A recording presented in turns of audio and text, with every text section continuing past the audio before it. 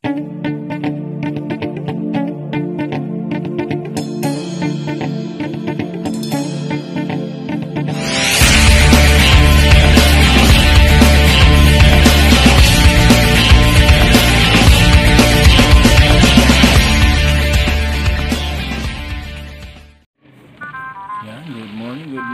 good afternoon everyone. Yan, mag voice over tayo kasi ginawa ko tong pagdudurog ng itlog, yung balat ng itlog ay mayroong nagpatugtog, kaya ayan, voice over na lang tayo. So yung mga balat na yan, iniipon ko yan tuwing siyempre pag nagluluto ka ng itlog, kasi ating gagamitin pang fertilizer yan, ayan, di ba? So yung ginagamit kong pangdurog ay yung bilog na bato. So matagal na sa akin yung bato na yan. So may mga nagawa na rin akong video nito kung paano durugin ang balat ng itlog. Ginawa ko na rin to, so mga ilang beses ko na rin itong ginagawa.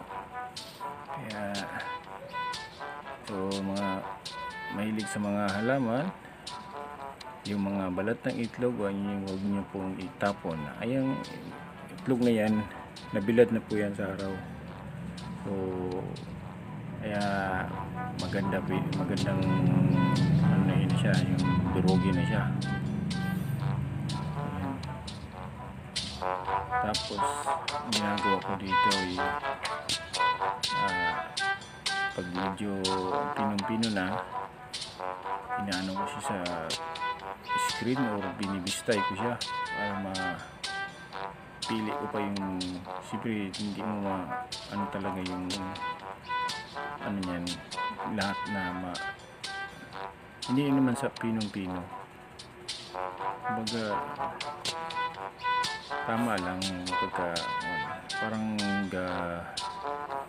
ano tawag dito, yung maliit na mga bato. Hindi kailangan mo yung durugin yun. Ang itlog kasi, ang balat ng itlog ay pang ano yan eh, pang yung tinatawag na calcium, kasi yung halaman natin need niya ng calcium din. So yan, ano, binibistay ko na siya para yung ibang lalaki pang part madudurog ko pa. Binibistay natin para pili natin yung pinong-pino. Yan yung mga huwag nyo po itapon yung balat ng itlog.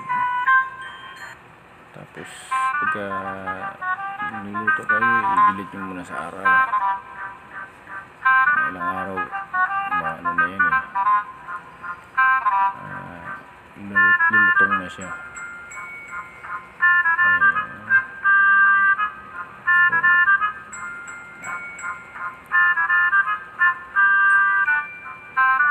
Magandang pang fertilizer talaga ang balat ng itlog. Sabi dun sa isa kong napanood,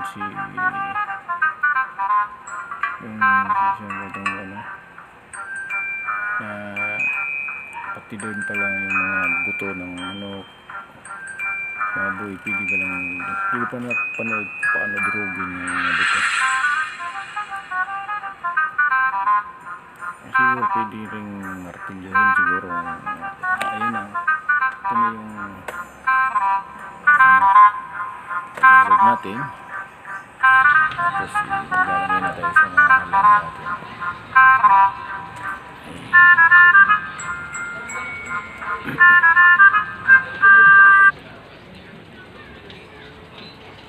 Ano nilalagyan mo? Spread mo lang sa lupa.